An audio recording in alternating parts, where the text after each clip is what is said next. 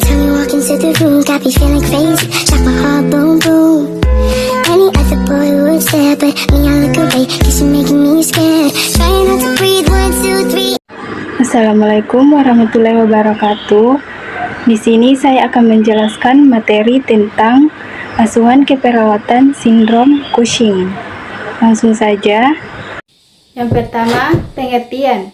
Sindrom Cushing adalah kumpulan tanda dan gejala akibat kadar hormon kortisol yang berlebihan atau hiperkortisolisme dalam tubuh. Kondisi ini dapat disebabkan oleh penggunaan kortikosteroid jangka panjang atau produksi kortisol yang berlebihan oleh tubuh.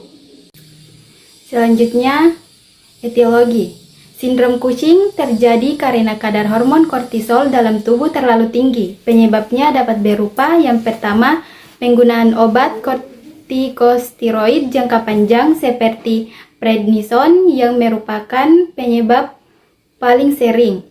Yang kedua, tumor pada kelenjar hipofisis yang menghasilkan hormon ACTH berlebihan sehingga merangsang produksi kortisol.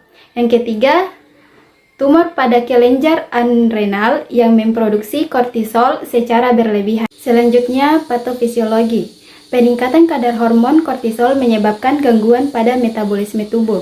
Kortisol meningkatkan kadar gula darah, memecahkan protein otot sehingga otot menjadi lemah, serta menyebabkan penumpukan lemak di wajah, leher, dan perut. Selain itu, kortisol meningkatkan tekanan darah, membuat kulit menjadi tipis dan mudah memar, serta menurunkan daya tahan tubuh sehingga pasien lebih mudah mengalami infeksi.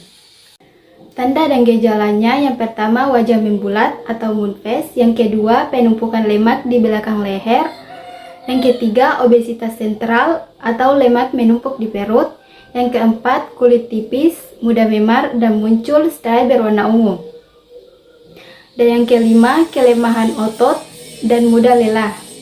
Adapun asuhan keperawatan dari sindrom Cushing, yaitu contoh kasusnya Nyonya S perempuan berusia 45 tahun dirawat di ruang penyakit dalam dengan keluhan berat badan meningkat sejak 10 bulan terakhir.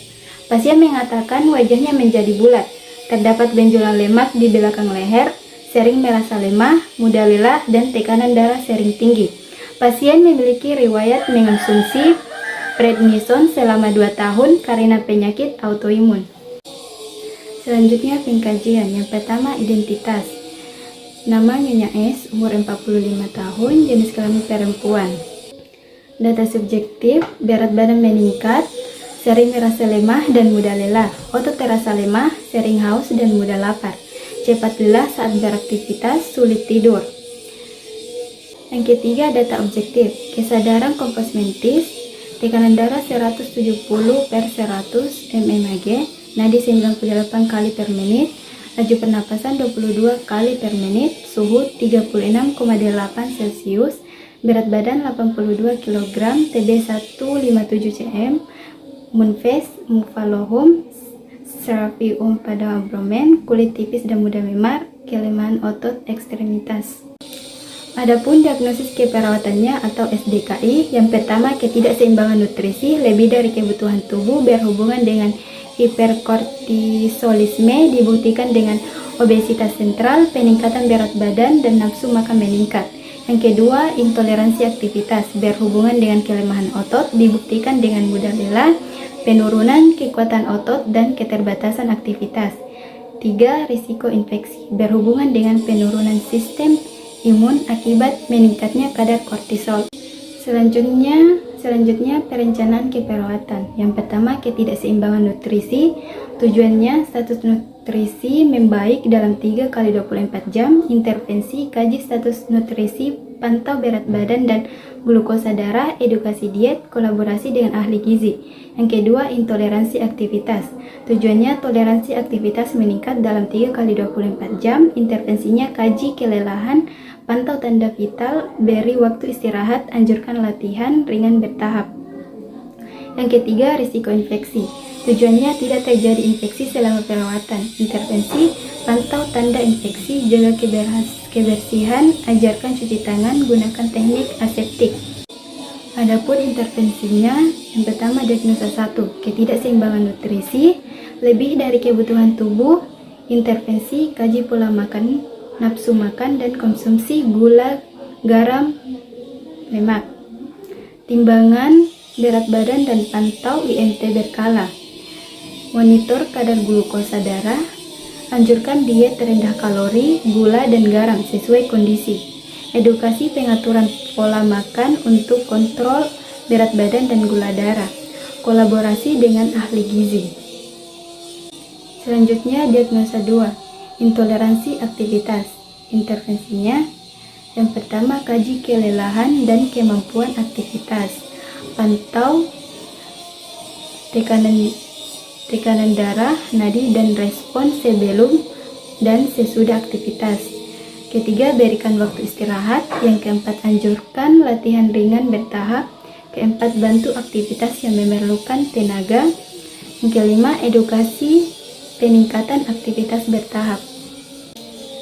Selanjutnya, diagnosa 3, risiko infeksi. Intervensinya, yang pertama, pantau suhu tubuh, kondisi kulit, dan tanda infeksi harian. Yang kedua, observasi luka, kemerahan, dan penyembuhan luka. Yang ketiga, jaga kebersihan kulit dan lingkungan. Yang keempat, ajarkan cuci tangan yang benar. Yang kelima, gunakan teknik aseptik pada tindakan keperawatan. Dan yang terakhir, kolaborasi dengan dokter bila ada tanda infeksi atau perlu antibiotik. Selanjutnya, evaluasi atau SWOT. Diagnosa 1, subjektif, pasien mulai memahami diet. Objektif, berat badan stabil, glukosa darah menurun.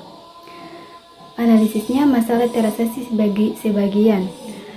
Perencanaan, lanjutan pemantauan edukasi. Diagnosa 2, subjektif, pasien tidak terlalu mudah lelah. Objektif, mampu melakukan aktivitas ringan secara mandiri. Analisis, masalah terasa sebagian. Perencanaan, tingkatkan latihan bertahap sesuai toleransi. Diagnosis 3, subjektif, pasien tidak mengeluh demam atau luka. Objektif, tidak ada tanda infeksi, suhu tubuh normal. Analisis, tujuan tercapai. Perencanaan, pertahankan pencegahan infeksi dan lanjutkan pemantauan.